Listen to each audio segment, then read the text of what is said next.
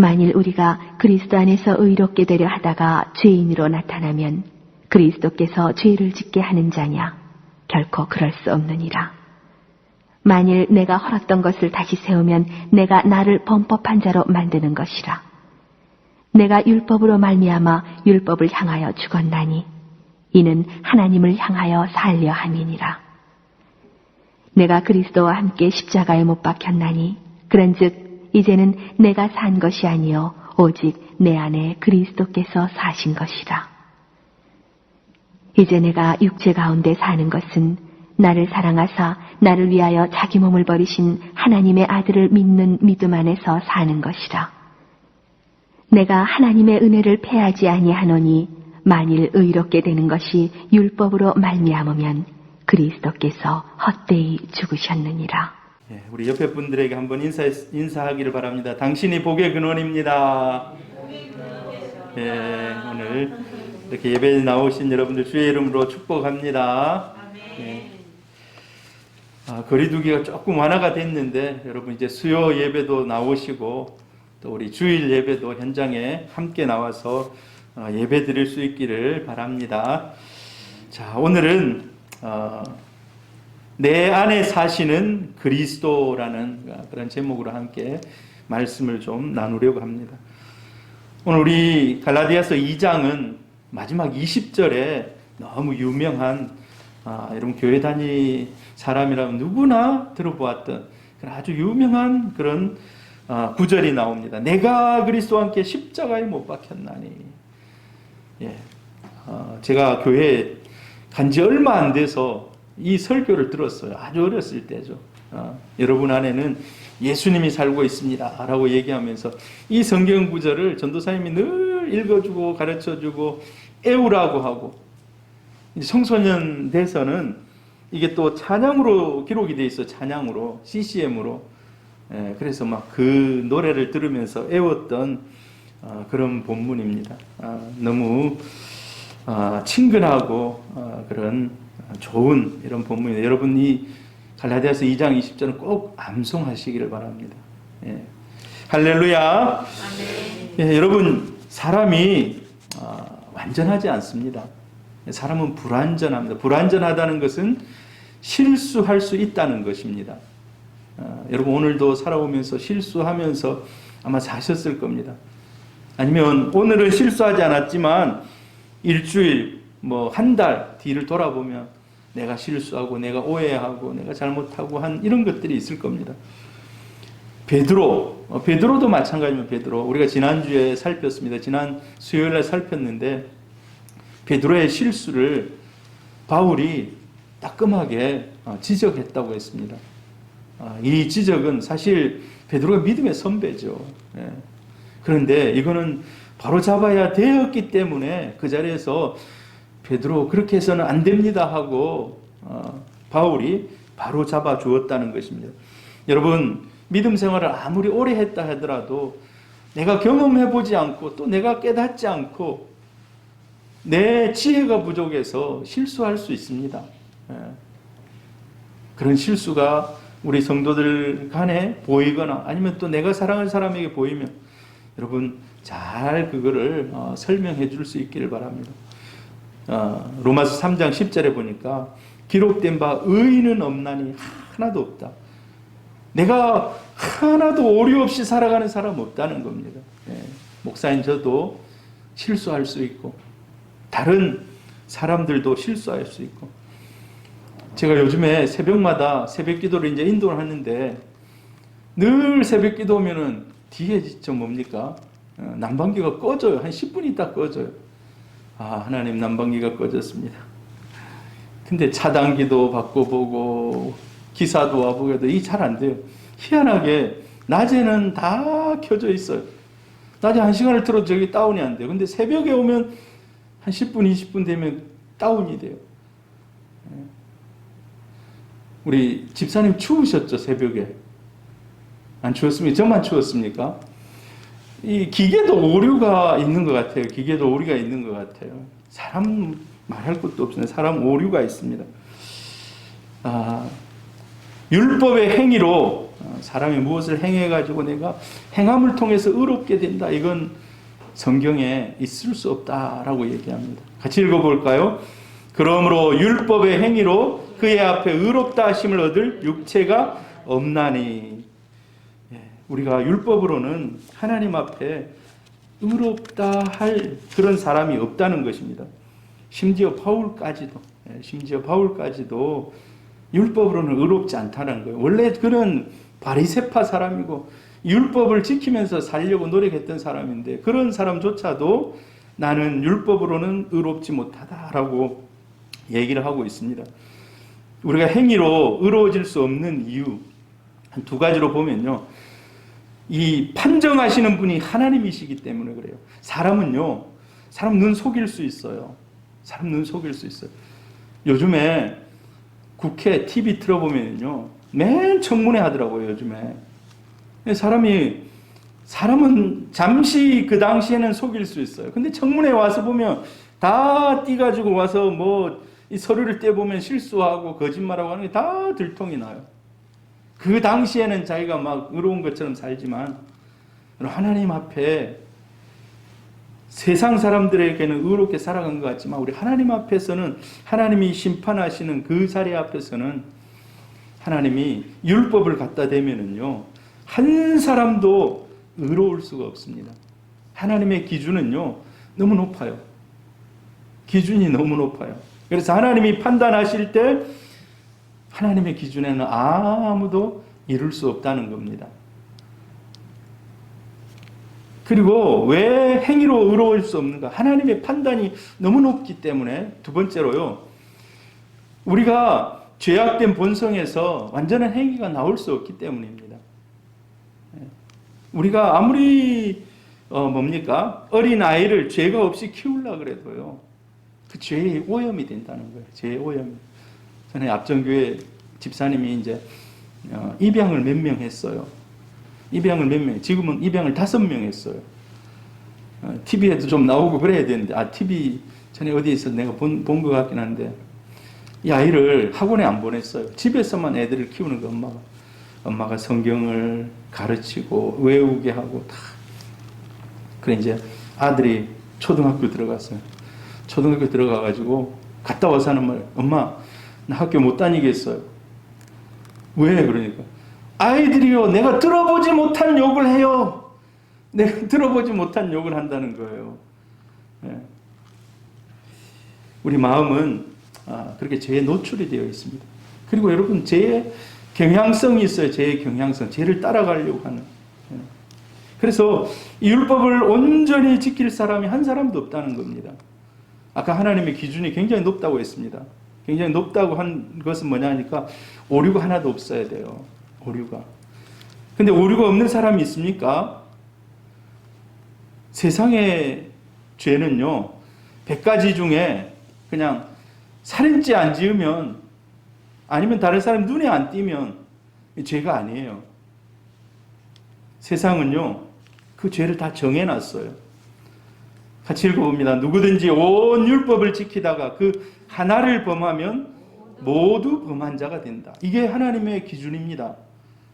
하나님의 기준이요. 김성국 목사님 오늘 나오셨는데 나 거짓말 안 했어요. 그거 거짓말 하나가 아니라는 거예요. 여러 가지 여러분 이제 그물을 쫙 던지면 촘촘한 그물은 원래 바다에 못 던지게 돼 있어요. 근데 던져가지고 그 그물을 쫙 끌고 오면 안에 있는 게 싹 들어옵니다. 근데 그물의 크기에 따라서 좀 작은 물고기들은 빠져나가요. 근데 하나님이 우리에게 던지시는, 우리에게 묻는 이 율법은요, 빠져나갈 사람이 한 사람도 없다는 겁니다. 다 지키다가도 하나를 범하면 모두 범한 자라고, 하나님의 판단이 그래요. 그래서 우리는 한 사람도 의로울 수 없다는 겁니다. 율법이 두 가지 역할을 합니다. 율법이 두 가지 역할을 해요. 여러분, 율법은 좋은 겁니까? 나쁜 겁니까? 그 자체로는 좋은 거예요. 율법 그 자체로는 좋은 겁니다. 왜? 무엇이 죄인지 알려줍니다. 여러분, 하나님이 우리에게 최초로 주신 율법이 10계명입니다. 10계명. 십계명이에요. 십계명 보면 살인하지 말라, 네 부모를 공경하라. 이거 얼마나 좋습니까? 만약에 그런 것들이, 그런 기준이 없었다면은 그냥 막 살을 거예요. 근데 그런 기준을 준 거예요. 기준을. 무엇이 죄인지. 그래서 그걸 잘못하면 감옥에 가게 된다. 뭐 세상 사람들은 감옥에 가게 된다. 몇 년을 살게 된다. 이런 나쁜 짓을 하더라도요. 얼마나 당신 나쁘니까 감옥 가 이래 안 해요. 무슨 일을 어떻게 딱 했기 때문에 이 법전에 어디에 딱 명시되어 있는 이 죄를 지었으니까 몇 년형 이렇게 아주 상세합니다. 근데 만약에 법전에 죄를 지었는데 이 죄가 기록이 안 돼 있다. 사람이 분명히 죄를 지었는데 기록이 안 돼 있다.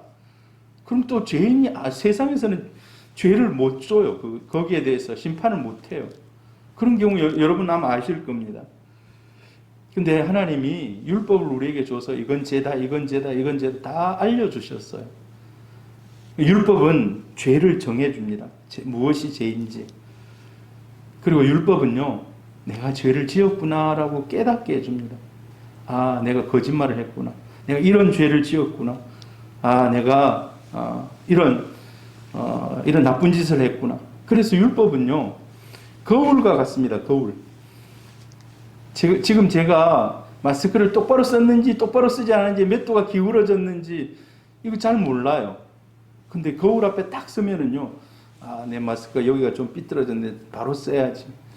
아, 내 옷이 여기 지금 좀 옆으로 좀 넥타이가 기울어졌네 하고 이걸 딱 보고 거울이 그 역할을 해줍니다. 근데 거울이 내가 고쳐야지 거울이 고칠 수 있습니까? 거울은요, 보여주기만 할 뿐이에요. 보여주기만. 마치 율법이 그렇다는 겁니다. 율법이. 고쳐주지는 못한다는 거예요. 이 굉장히 중요한 일입니다. 중요한 지적입니다. 율법이 보여주기는 하지만 고쳐주지는 못한다는 거예요. 로마서 3장 20절 한번 같이 읽어봅니다. 시작. 그러므로 율법의 행위로 그의 앞에 의롭다 하심을 얻을 육체가 없나니 율법으로는 죄를 깨달음이라. 율법을 통해서 우리는 죄를 깨닫습니다. 예. 율법은 죄를 알려주는 그런 능력은 있어요. 그런데 제가 빨갛게 썼습니다. 왜냐하면 너무 중요하기 때문에. 속죄의 능력은 없다는 거예요. 죄를 깨끗하게 씻어주는 역할은 하지 못한다는 겁니다. 예. 자, 그래서 하나님이 모든 사람들이 예수 그리스도를 믿음으로 의인이 될 수 있는 새로운 길을 열어주셨다는 겁니다. 할렐루야! 율법이 하지 못한 것을 누가 했다고요? 예수 그리스도가 하셨다는 겁니다. 그래서 우리가 예수를 믿는 겁니다. 하나님 앞에 의롭게 되는 두 가지 중요한 과정이 있습니다. 하나는 칭의입니다. 칭의. 하나님 앞에 의롭게 되는 거 두 가지 과정이 있는데 하나는 칭의예요. 또 하나는 성화입니다. 성화. 여러분 들어보셨을 거예요. 칭의, 성화, 이신칭의 뭐 이런 거 들어보셨을 거예요. 칭의. 칭의가 뭡니까? 먼저 성화부터 보면요. 성화. 거룩해져 간다는 거예요. 거룩해져 간다. 성화는 사람의 내부에서 하나님의 자녀답게 점점 변화되는 겁니다. 점점. 하나님이 기뻐하는 방향으로 점점 변화되는 거예요. 그래서 거룩해져 가는 겁니다. 옛날에는 혈기를 부렸던 사람이 혈기를 부리는 횟수가 1년에 10번이라면 이제 점점 줄어드는 거죠. 그래서 1년을 지나면서 한 번도 혈기를 부리지 않을 수도 있고. 자, 성령의 역사로 이게 중요해요. 성화는 어떻습니까? 일평생 계속되는 거예요. 일평생. 한 번 딱 해가지고 바로 바뀌지 않는다는 거예요. 계속해서 과정 중에 일평생을 통해서 성화가 되어가는 겁니다. 그게 이제 사람에 따라서 차이가 있을 수 있죠. 차이가. 나는 예수 1년 믿었는데 옛날에 습관 다 끊어버리고 전부 다 이제 내려놨다 하는 사람이 있는가 하면 10년, 20년, 30년 지나도 조금씩 옛날에 그 버리지 못하고 조금씩 변하는 사람이 있을 수 있어요. 그래서 성화는요, 일평생 거룩해져 가는 겁니다. 일평생 누구를 닮아갑니까? 예수 그리스도를 닮아가는 거예요. 일평생. 금방 이루어지지 않아요. 그런데 칭의는 법적인 조치입니다. 어떤 조치인가? 외부에서 의롭다고 도장을 찍어주는 겁니다. 도장을 찍어주는 거예요. 당신은 의롭습니다 하고 도장을 딱 찍어주는 거예요. 자, 성화는 계속해서 일평생 동안 거룩해져 가는 겁니다. 그러면 칭의는 하나님이 의롭다고 도장 딱 찍어줘서 공문서에 도장 딱 찍어서 인증 딱 해주는 건데 하나님이 일평생 찍어줄까요? 여러분 일평생 하나님이 계속 의롭다 도장을 계속 찍을까요? 아닙니다. 칭의적인 관점에서 한 번 의롭다고 해주는 거예요. 여러분 우리가 법원에서 죄를 짓거나 뭘 판결을 받을 때 가가지고 판결을 받습니다. 똑같은 사항을 가지고 사람이 오류를 없애기 위해서 삼심을 둬요. 근데 민주주의 국가에서는 거의 삼심을 둬요. 지방법원에서, 그 다음에 상급법원에서, 그 다음에 대법원에서. 이거 사람이 오류가 있을 수 있기 때문에 좀 더 명확하게 하기 위해서. 그러나 내가 잘못해서 딱 판결이 돼서 1심에서 그만두는 경우도 있어요. 칭의, 하나님이 의롭다고 도장 딱 찍어주는데 하나님이 딱 찍어놓고 2심에서 또 한번 생각해 봐야 되겠다고 2심 도장 딱 찍고 3심 도장 딱 찍을까요? 사람은 오류가 있기 때문에 법관들이 그렇게 할 수 있어요. 그런데 하나님은요, 한번 의롭다 하면 더 이상 거기에 대해서 분란이 없는 거예요. 자녀의 자격을 박탈하거나 되돌리는 일 있을 수 있을까요? 한번 하나님이 도장 찍어주셨는데 전혀 그런 일은 없다는 겁니다. 오늘 이 시간 함께 예배드리는 저와 여러분은 이미 의롭다고 주님이 인정해 주신 줄 믿습니다. 이게 굉장히 중요해요. 이게 이 구원의 확신이에요. 구원의 확신. 나는 하나님의 자녀다. 하나님이 나를 의롭게 하셨다라는 확신. 이 확신에서부터 이제 우리 믿음이 시작하는 겁니다. 내가 믿음 생활 잘 할 때는 내가 옛날에는 하나님의 자녀였는 것 같은데 어떻게 좀 살다 보니까 죄도 짓고 다른 사람을 막 속이기도 하고 이래. 내가 하나님의 자녀 아닌갑다. 다시 의롭다함을 좀 칭함받아야지. 그렇지 않다는 겁니다. 그 이후에는요, 우리가 하나님 앞에 회개할 일이 남은 거예요. 회개할 일이. 다시 의롭다고 도장 찍어주는 그 일이 남은 것이 아니라 거룩을 향해서 내가 잘못했으면 회개하고 돌이킬 일이 남아있는 것입니다. 한번 주님의 자녀 삼으신 자녀는 하나님이 내치지 않는 줄 믿습니다. 하나님 한번 자녀 삼은 사람은 계속 하나님의 자녀인 거예요. 우리가 너무나 잘 아는 말씀 몇 구절 한번 봅니다. 요한복음 1장 12절. 너무 중요한 구절이에요. 한번 같이 읽습니다. 영접하는 자, 곧 그 이름을 믿는 자들에게는 하나님의 자녀가 되는 권세를 주셨으니. 그리고 로마 3장 22절 시작. 예수 그리스도를 믿음으로 말미암아 모든 믿는 자에게 미치는 하나님의 의인이 차별이 없느니라. 믿는 자에게 차별이 없다는 거예요. 할렐루야. 부자, 공부 많이 한 사람, 젊고 그런 사람뿐만 아니라 저 시골에서 제가 어렸을 때 그 할머니들 글자를 몰라가지고 전도하니까요, 교회 못 간다는 거예요. 교회 가서 예수 믿고 천국 가셔야 된다. 내 교회 좀 제발 가라 하지 마라. 왜요? 그랬더니 너 교회 가면 맨날 성경책 펴놓고 맨날 글 읽고 하던데 나는 글을 못 읽는데 나 오지 말아야 해라. 나 괴롭다. 할머니, 글을 몰라도 상관없습니다. 오셔서 그냥 앉아있으면 돼요. 근데 나중에 그분들이 오셨어요. 앉아서 있었는데 한 3, 4년 지나니까 글을 읽더라고요. 할렐루야. 아멘. 글을 못 읽는 분들이 찬송가를 자기가 손으로 짚어가면서 글자를 배우시더라고요. 놀라운 일. 70대에도 눈이 밝아지는 그런 일들이 있습니다. 할렐루야. 같이 로마서 3장 28절 한번 읽어보면 시작. 그러므로 사람이 의롭다 하심을 얻은 것은 율법의 행위에 있지 않고 믿음으로 되는 줄 우리가 인정하노라. 예, 믿음으로. 오직 의롭다 되는 것은 믿음으로 되는 줄 믿습니다. 예.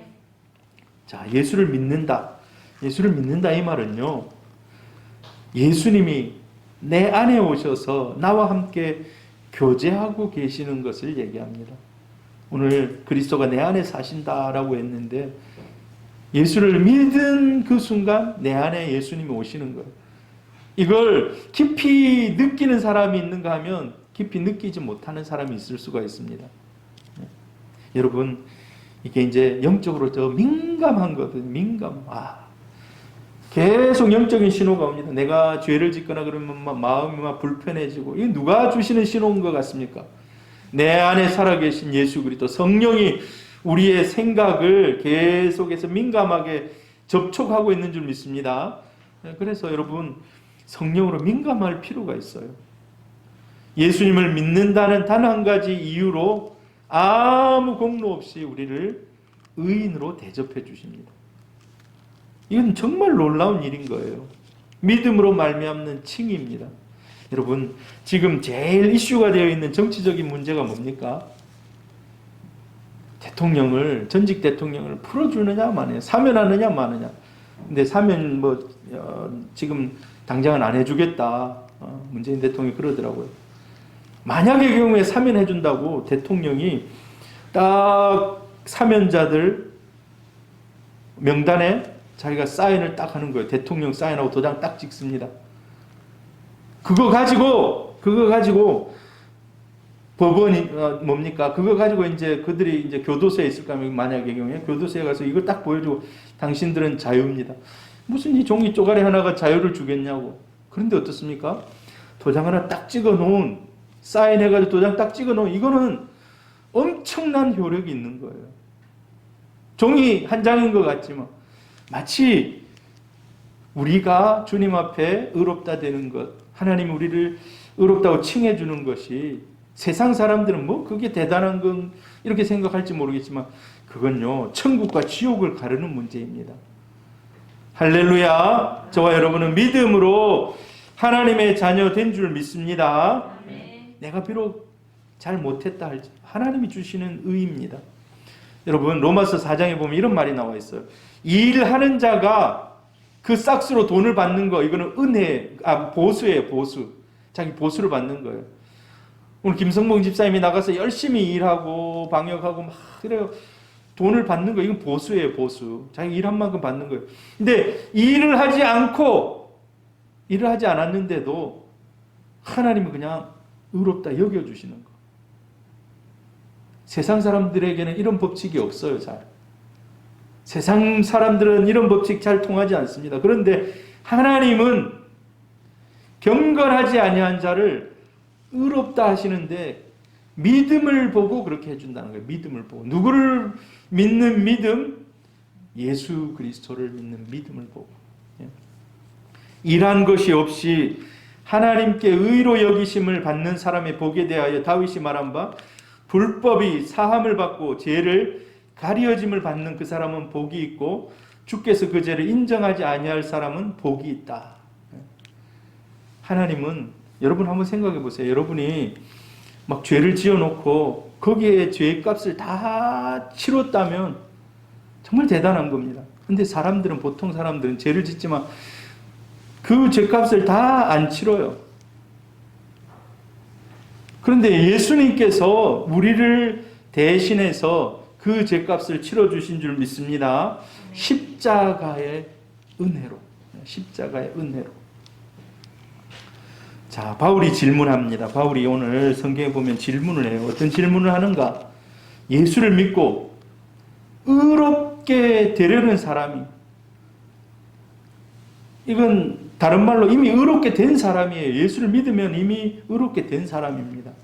예수를 믿고 의롭게 된 사람이 죄인으로 드러나면 어떻게 될 것인가? 이 말을 여러분 좀 이해를 좀 하실 수 있을는지 모르겠어요.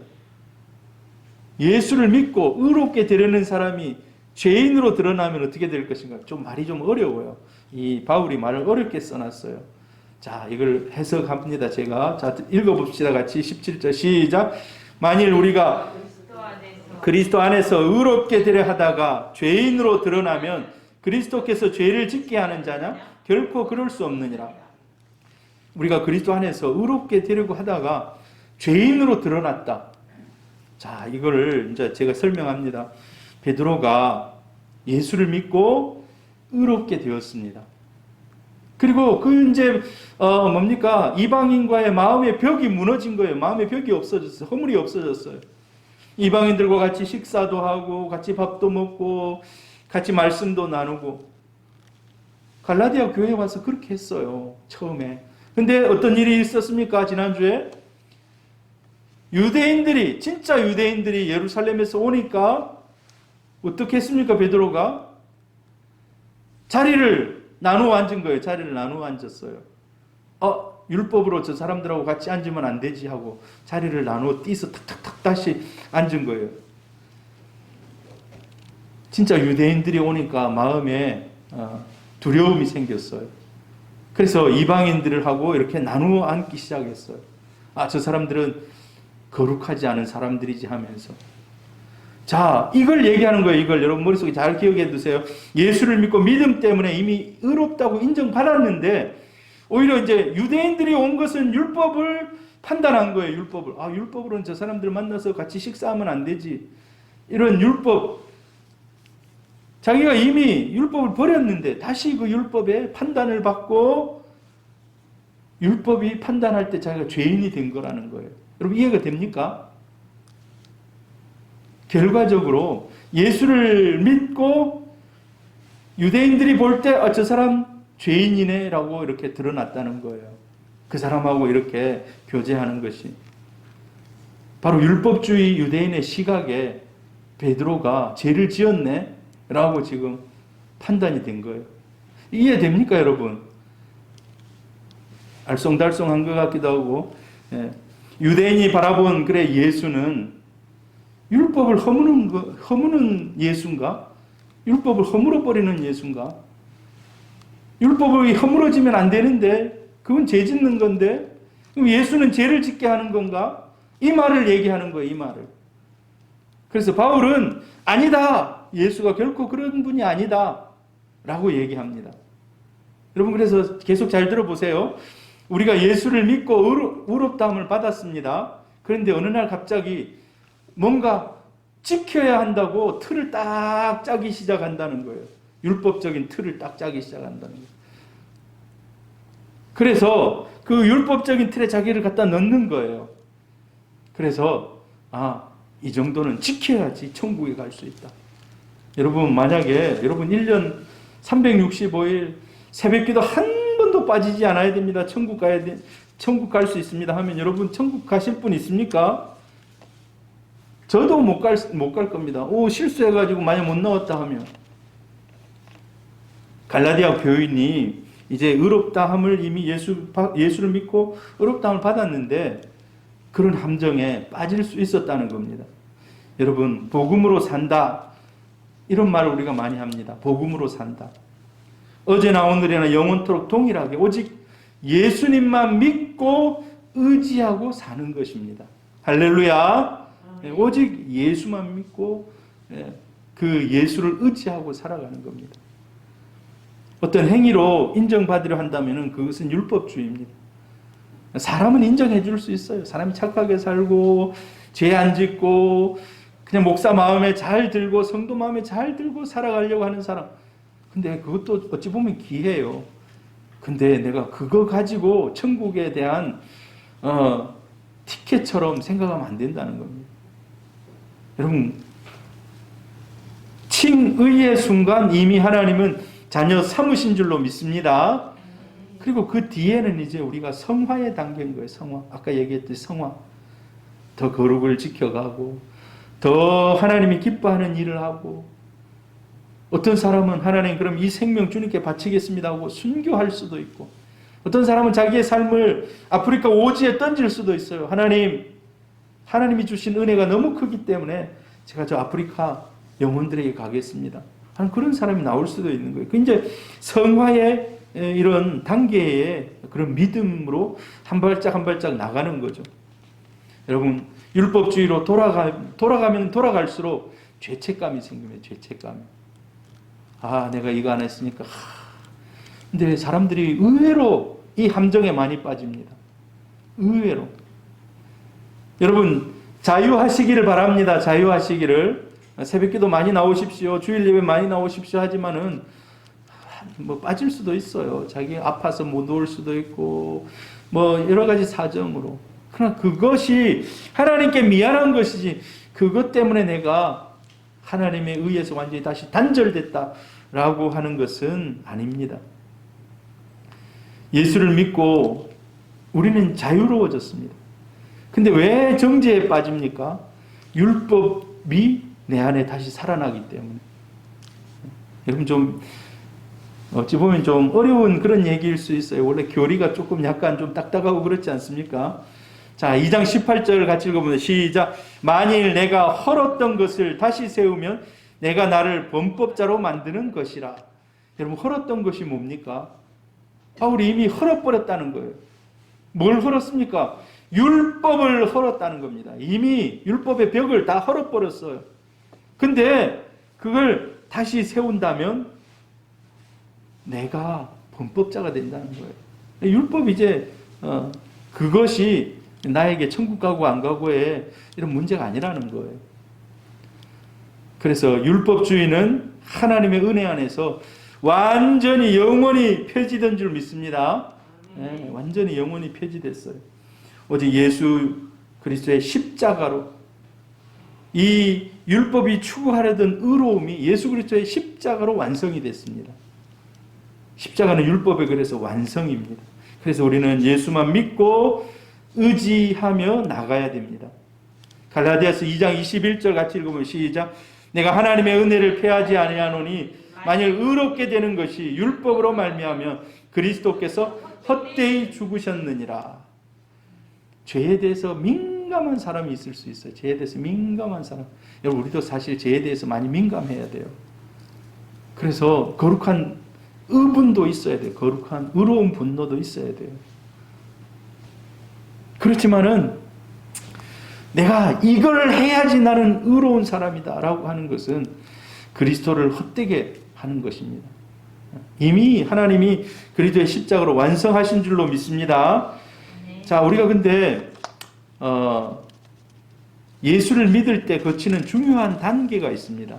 중요한 단계. 한마디로 말해서 성화의 단계라고 아까 제가 얘기했습니다. 성화의 단계. 우리가 칭의를 하나님이 도장 찍어주면 그 뒤로는 이제 내가 거룩해져 가는 겁니다. 더 하나님이 기뻐하는 예수 그리스도를 닮아가는 삶을 사는 겁니다. 자, 그런데 첫 번째 단계는요, 예수를 믿을 때 거치는 중요한 단계 중에 내가 죽는 과정입니다. 죽는 과정. 여러분, 내가 죽는다 해가지고 진짜 막 넘어져서 죽는 이게 아닙니다. 생명, 목숨이 끊어지는 이런 죽음이 아니에요. 이 죽음은요, 뭐를 얘기하겠습니까? 내 안에 사는 자기의입니다. 자기의. 자, 19절, 20절입니다. 같이 띄워져 있는 본문 한번 읽어봅니다. 내가 율법으로 말미암아 율법에 대하여 죽었나니 이는 하나님에 대하여 살려 함이라. 내가 그리스도와 함께 십자가에 못 박혔나니. 자, 우리가 첫 번째로 죽는 과정이 우리한테 있다는 거예요. 예수 믿고 나서 죽는 과정. 어떤 것입니까? 율법에 대해서 내가 죽었다라는 이 표현, 이 말 뜻은 어떤 뜻일까요? 율법을 가지고 의로워지려고 했던 그 모든 것을 이제 내려놨다는 겁니다. 율법 앞에서 자신의 율법 앞에서 자신의 의의를 완전히 죽여버렸다는 것입니다. 율법 때문에 자신이 죽은 것을 예수님과 함께 십자가에 못 박혔다라는.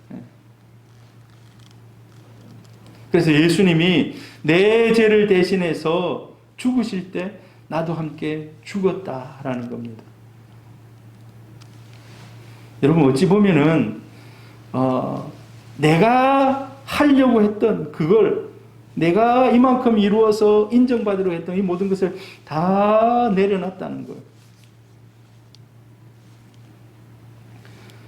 함께 십자가에 못 박혔다 이 말은, 예수 그리스도 함께 십자가에 못 박혔다 이 말은요, 완료형 수동태. 완료형이 뭡니까? 수동태예요. 근데 예전부터 지금까지, 그리고 지금도 못 박혀 있는, 내 자신이 살아나지 못하도록, 내 자신이 살아나지 못하도록. 여러분, 예수 믿는 것은 죽는 것이라고 했습니다. 구체적으로 말하면 옛 사람이 죽는 것입니다. 옛 사람이 죽는 것. 구체적으로 말하면 옛 사람이 죽는 거예요. 의로워지려고 하는 마음이 있을 수도 있고, 아니면 불의한 그런 습관이나 불의한 삶을 살았던 그런 것들이 있을 수 있습니다. 근데 예수를 믿을 때 제일 먼저 그 불의한 이 모든 것들이 죽는 겁니다. 옛 사람, 여러분, 이 옛 사람이 날마다 주 안에서 죽으시기를 바랍니다. 옛날에 그 혈기, 어떤 말 한마디만 탁 들어와도 막 뻗쳐가지고 바로 이 대꾸하고 이런 혈기들, 이런 것들이 이제 내 안에서 점점 녹아지고 없어지고 사라지고 죽어가는 겁니다. 예수를 믿었는데 더 싸나워졌다. 이건 정말 잘못된 예수를 믿은 겁니다. 예수를 믿으면요, 예수님이 하신 일 중에 최고가 뭔지 아십니까? 자기 생명을 주신 거예요. 자기 생명을 주신 거예요. 우리는 어디에까지 주님을 닮아가야 되는가? 자기 생명을 주는 데까지 닮아가는 거예요. 여러분, 참 쉽지 않은 일이에요. 자기 생명을 주는데. 생명을 주는 것을 구체적으로 뭐를 빗대어 볼 수가 있겠습니까? 자기 장기를 내어준다 할지. 얼마나 이 겁나는 일입니까? 자기 장기를. 여러분, 그리고 구제를 하는 것도 마찬가지예요. 구제를 하는 것도.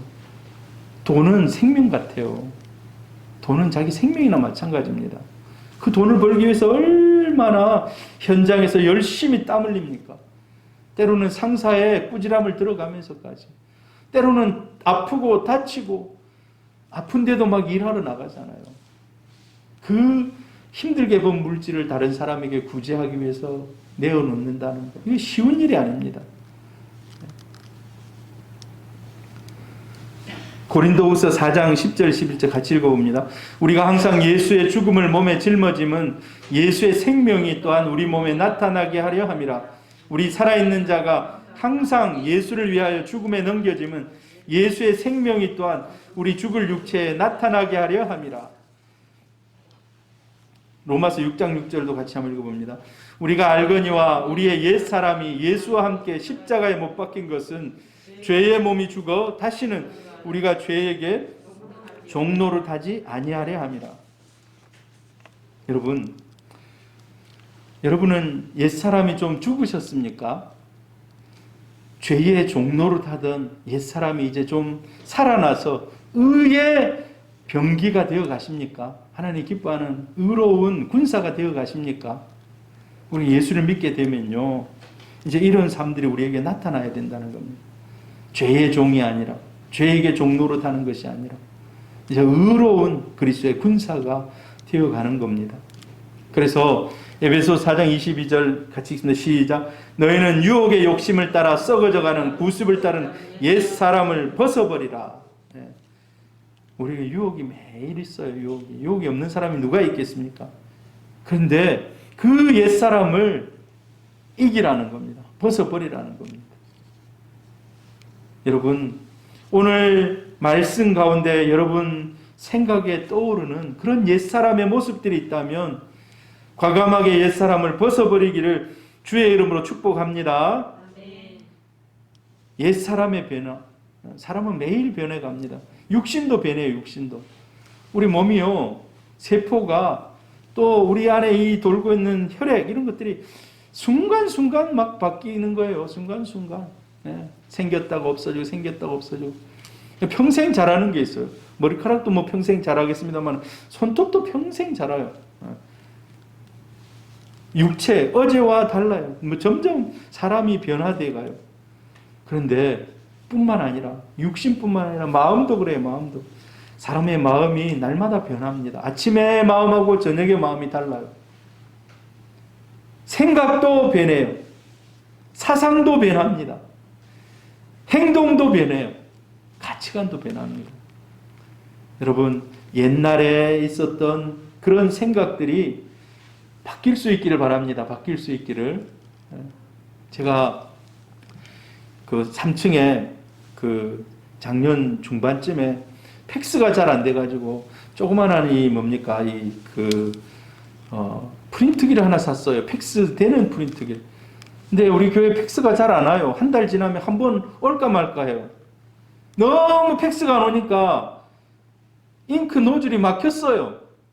프린트가 안 돼. 하도 오래 이게 이 잉크가 이게 한 번씩 해줘야 되는데 굳었어.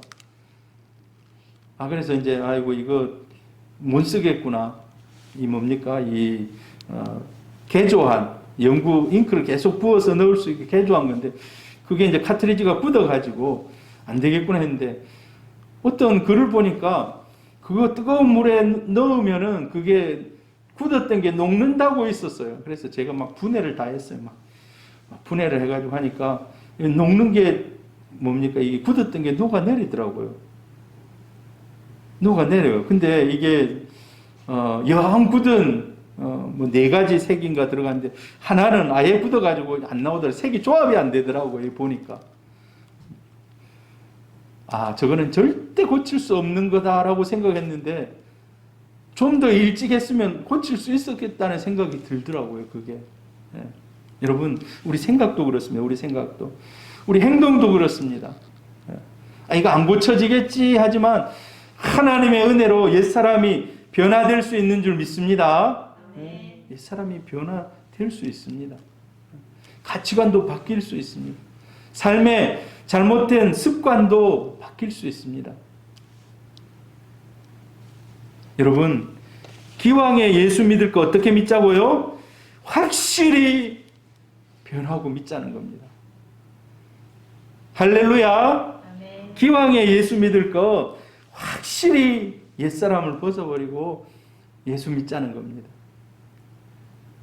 여러분, 그러나 좋은 성품이었다면 계속 그걸 발전시키세요. 근데 내가 생각할 때 자신이 다 알아요.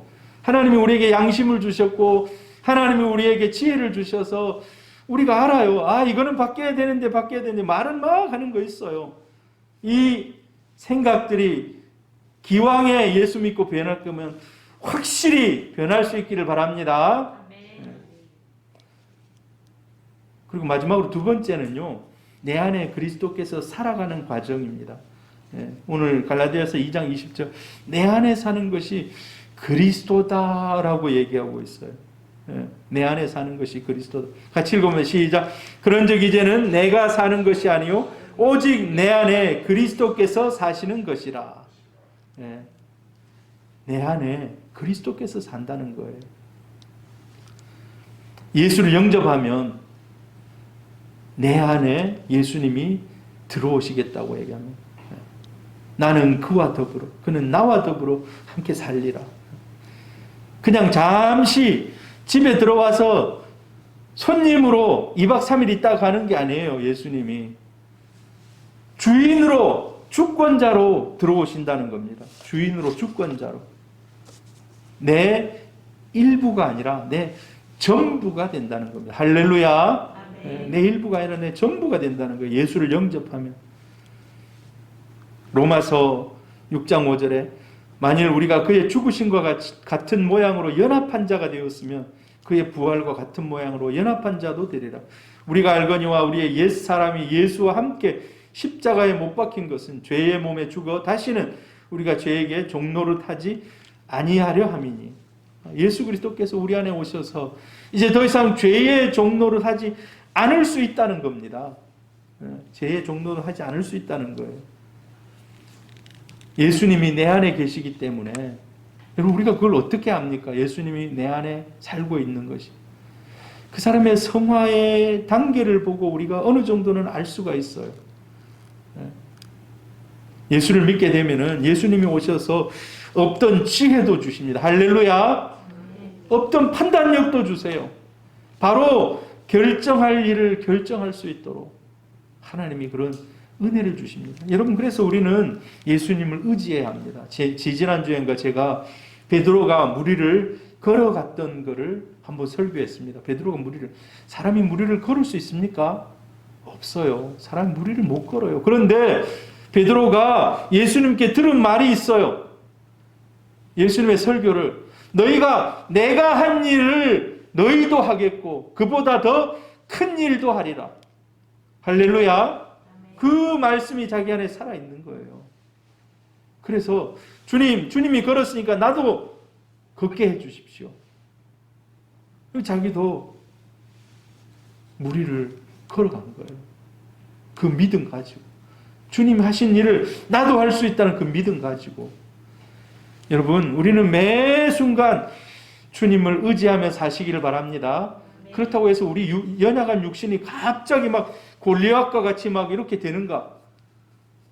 오늘 희국 청년이 같이 나와서 예배드려서 너무 감사한데, 희국 청년이 저하고 같이 잘 걷거든요. 희국 청년의 눈에는 늘 키 큰 사람이 동경이에요. 배구 선수들 다 크잖아요. 배구 누구.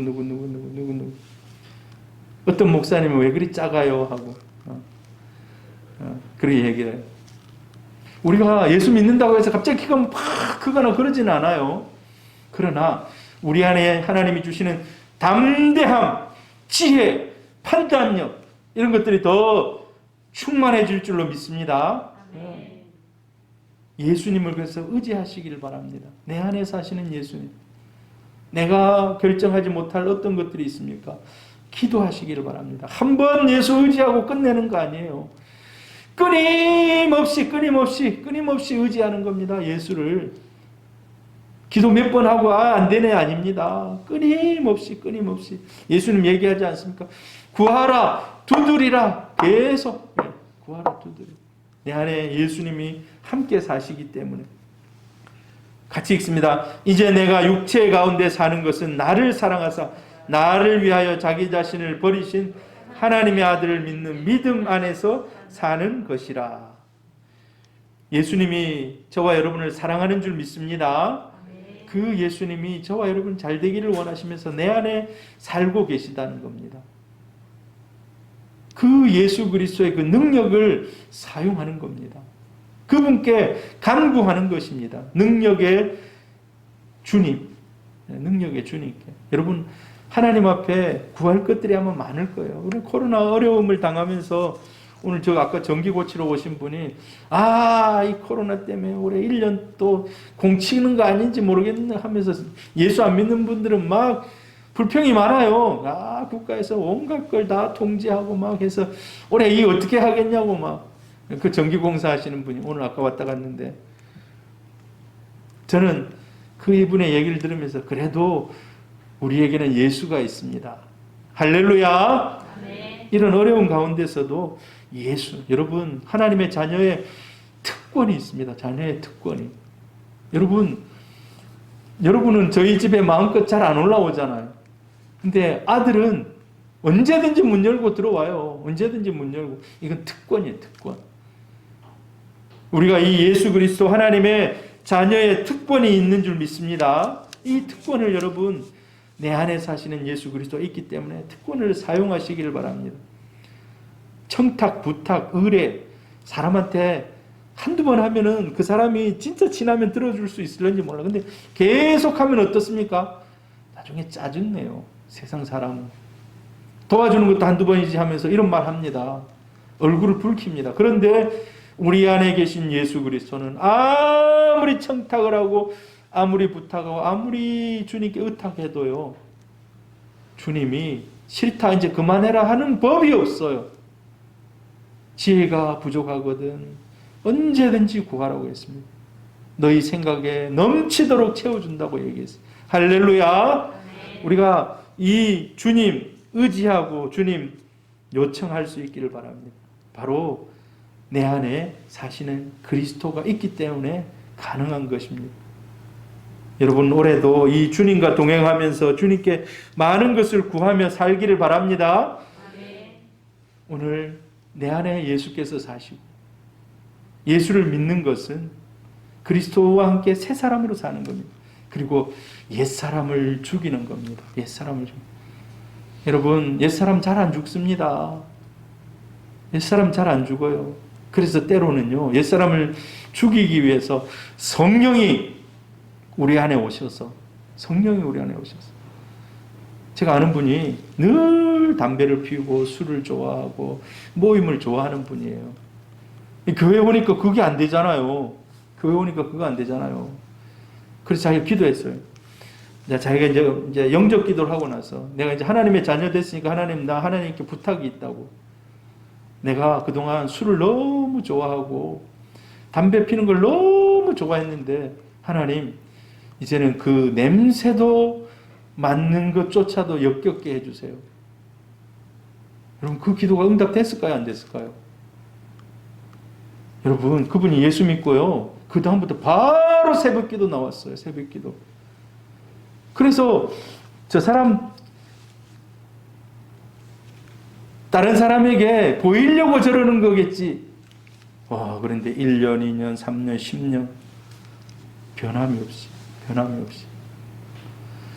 그게 바로 예수 그리스도가 내 안에 사셔서 나를 변화시키고 새 사람으로 살아가는 힘 주신 것인 줄 믿습니다. 우리도 그런 하나님 안에서 새 사람을 입고 살아가기를 주의 이름으로 축복합니다.